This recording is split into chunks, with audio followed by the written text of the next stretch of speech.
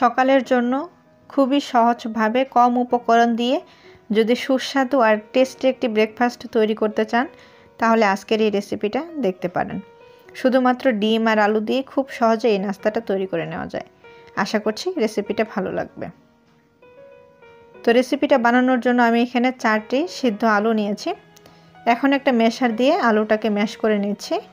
আলুটা খুব বেশি মিহি ম্যাশ করব না, হালকা একটু দানা দানা থাকবে। তো আলুটা ম্যাশ করা হয়ে গেছে, এখন একটা সাইডে সরিয়ে রাখবো। আর অন্য আরেকটি বাটিতে নিয়ে নিচ্ছি নরমাল তাপমাত্রায় থাকা 2টি ডিম। তো ডিমগুলো ভেঙে নেওয়ার পর এখন আমরা এখানে দিয়ে দেব 1 টেবিল চামচ পরিমাণে মিহি কুচি করা পেঁয়াজ,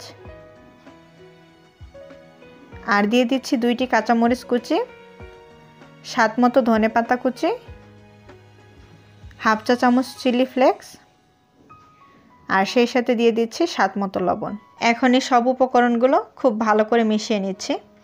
খুবই অল্প উপকরণ দিয়ে কিন্তু নাস্তাটা তৈরি করে নেওয়া যায়। অবশ্যই একবার বাসায় তৈরি করে দেখবেন। আশা করছি আপনাদের কাছে রেসিপিটা ভালো লাগবে।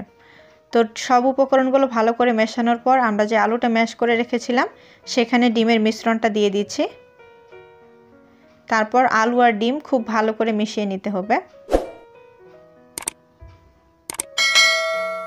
তো আলু আর ডিমটাকে মেশানো হয়ে গেলে নাস্তাটাকে আরেকটু ক্রিস্পি করার জন্য আমি এখানে 2 টেবিল চামচ পরিমাণে কর্নফ্লাওয়ার দিয়ে দিচ্ছি। আর আমি কর্নফ্লাওয়ার দিয়ে তৈরি করছি। আপনাদের হাতের কাছে যদি কর্নফ্লাওয়ার না থাকে সেই ক্ষেত্রে আপনারা চালের গুঁড়া অথবা ময়দা দিয়েও তৈরি করতে পারবেন। তো সব কিছু খুব ভালো করে মেশানো হয়ে গেছে। এখন এটা ভেজে নেওয়ার পালা। একটা ফ্রাই প্যান গরম করে পর্যাপ্ত পরিমাণে তেল নিয়েছি। তো সেখানে পরিমাণ মতো মিশ্রণটা দিয়ে হালকা একটু চ্যাপটা করে দেব। নাস্তাটা যত চ্যাপটা হবে ততই পাতলা হলে ভিতর পর্যন্ত ক্রিস্পি হবে, খেতেও বেশি ভালো লাগবে।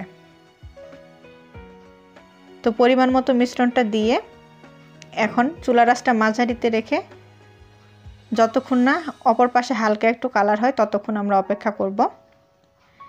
আর নাস্তাটা সুস্বাদু হওয়ার আরেকটি টিপস হলো যে যতটা আপনারা আলু নেবেন তার থেকে একটু বেশি পরিমাণে ডিমটা ব্যবহার করবেন। যদি আলু আর ডিমের পরিমাণটা সমান সমান হয় খেতে কিন্তু একেবারে ভালো লাগবে না।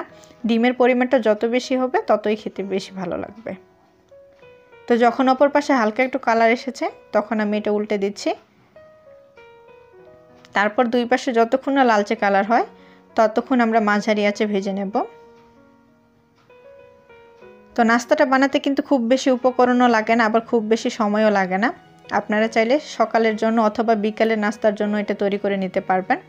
বানাতে খুবই সহজ, দেখেই বুঝতে পারছেন। আর খেতে তো অনেক বেশি টেস্টি। আপনারা যদি বাসায় তৈরি করেন তাহলে বুঝবেন যে নাস্তাটা খেতে কতটা সুস্বাদু। তো আমার নাস্তাগুলো ভেজে নেওয়া হয়ে গেছে, আমি তুলে নিচ্ছি। তো তৈরি হয়ে গেল অল্প সময়ে অল্প উপকরণ দিয়ে খুবই টেস্টি আর সুস্বাদু একটি ব্রেকফাস্ট রেসিপি। তো আপনারা চাইলে এটা এমনিতেও পরিবেশন করতে পারেন অথবা টমেটো সস দিয়েও পরিবেশন করতে পারেন। আশা করছি রেসিপিটা আপনাদের কাছে খুবই ভালো লাগবে। ভালো লাগলে লাইক, কমেন্ট আর শেয়ার করতে ভুলবেন না। তো আজকের ভিডিওটা এই পর্যন্তই। আবারও ফিরে আসবো নতুন কোনো ভিডিও।